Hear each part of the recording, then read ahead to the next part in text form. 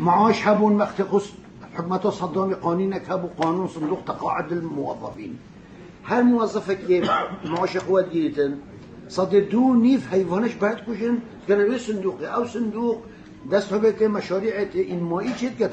الملت ها به جا شجاعت داد دتا استفاده بلدی بس فایده فایز و ده هدی پارازیده بیتن وقت تقاعد بود ده معاش میده او رو افعال هم میخوره وثیقه کنید من هی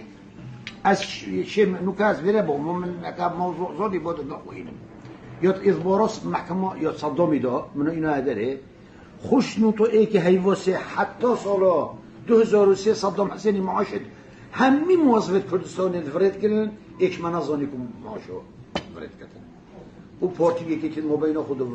لوریا که و چو ایکی و جو تاکی دو برنامه خوب مکتب سیاسی و تلویزیون که می‌داخل اول شونت مازن خیانت مازن بود در ملت مکانی اول تشتک نکردی حتی